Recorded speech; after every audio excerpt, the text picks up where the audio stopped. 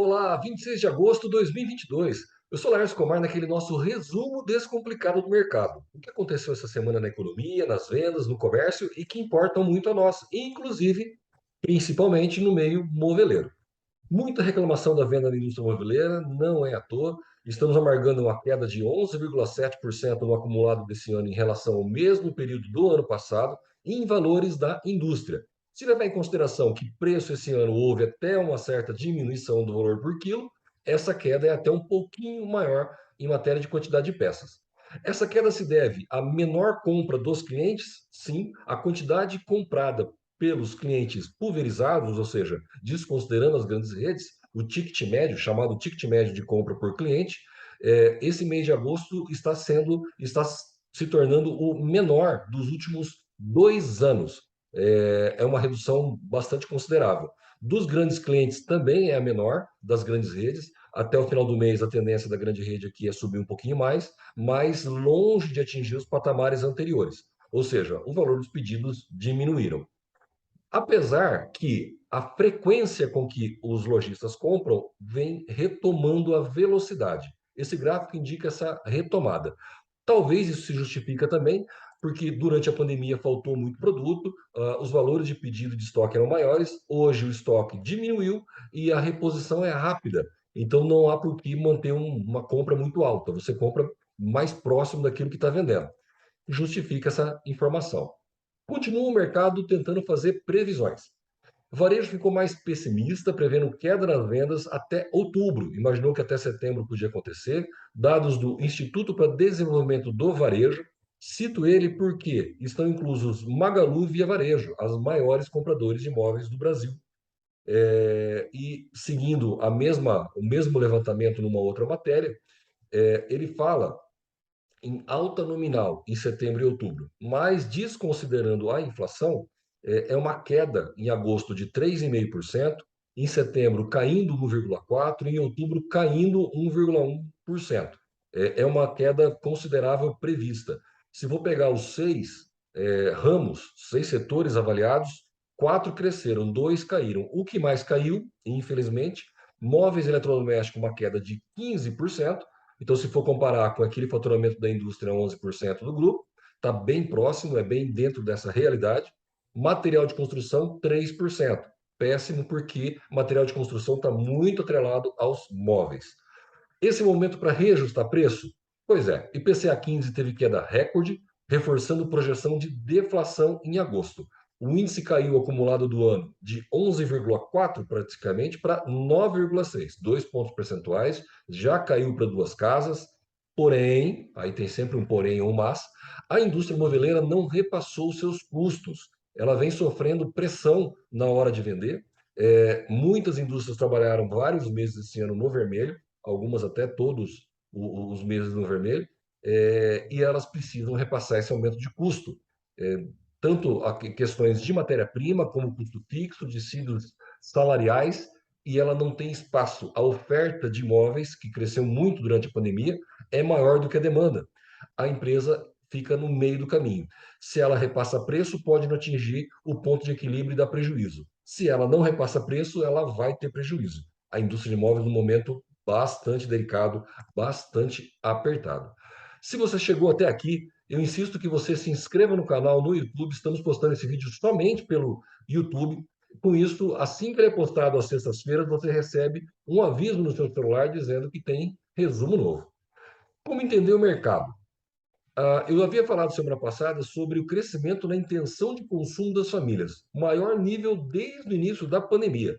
Dá para olhar pelo gráfico como cresceu bastante, então as famílias estão bastante motivadas. Por outro lado, segundo o CNC, confiança do comércio caiu 1,8 em agosto perante julho. Esse índice registrou queda nas condições do empresário do comércio, na expectativa e nas intenções de investimento. Ele está muito assustado, o empresário está assustado. O consumidor continua comprando? Sim, mas o empresário está assustado com isso. Por quê? O consumidor cada vez mais agindo com emoção e menos com razão. E isso dá medo. Não é só no Brasil, não, tá? O PIB dos Estados Unidos foi revisado para cima, tinha uma queda de 0,9, agora disseram que foi só 0,6. refletindo sobre gastos do consumidor. Quer dizer, então, nos Estados Unidos acaba tendo um gasto do consumidor maior do que era esperado, do que era inicialmente contabilizado. Vamos para a Europa, a Alemanha, uma das principais economias europeias, a economia cresce no segundo trimestre, apesar da guerra na Ucrânia. Mas, Laércio, a Alemanha não está em guerra, mas está faltando gás. E isso gerou pressão inflacionária, porém, mesmo repassando esses ajustes de preço, está voltando no ritmo do quarto trimestre de 2019, antes da pandemia. Quer dizer, o alemão ele está vendo a falta de gás, o inverno deles chegando, pode ter um racionamento desse material, subir mais o preço e ele continua gastando. Então nós percebemos que a economia do Brasil acelerando, a Europa continua da mesma forma, o consumidor agindo muito com emoção e os Estados Unidos também. Por isso é tão difícil qualquer tipo de previsão. Nós até fazemos cálculos matemáticos, o dinheiro não leva desaforo para casa. Então ele tem um limite de endividamento. Mas o consumidor está cada vez estourando mais esse limite, chegando numa faixa onde ninguém imaginava que podia chegar. Empresas fechadas. Matéria do IPC Maps, dizendo, levantamento, que o Brasil teve 1.200.000 CNPJs encerrados, de abril do ano passado para abril desse ano. Diminuiu de 22 milhões e 300 mil empresas para 21 milhões e 100. Fala aqui que uma das motivos para isso evidencia o crescimento do empreendedorismo durante a pandemia, em função da perda do emprego. Perdeu o emprego no início da pandemia, montou negócio próprio e agora, de repente, fechando o CNPJ, voltando a ser empregado.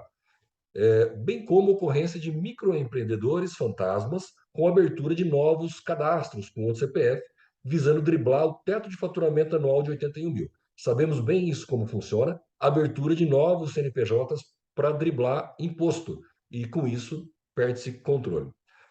O fluxo de caixa vem apertando.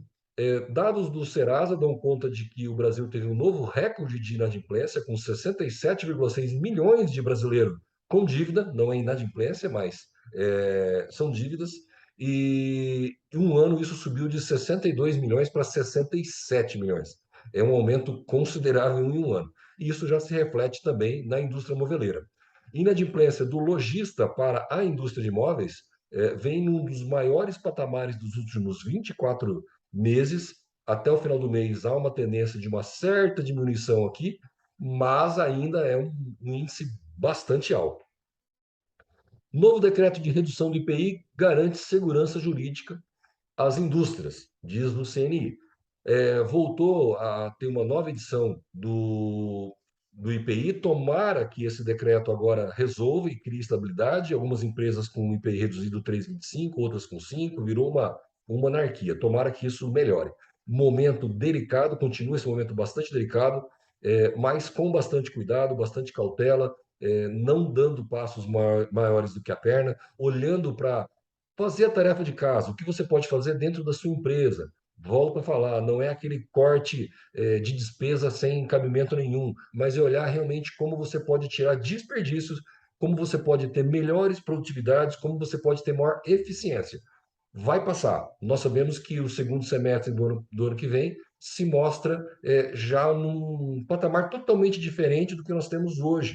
E vai chegar. Muito obrigado. Até semana que vem.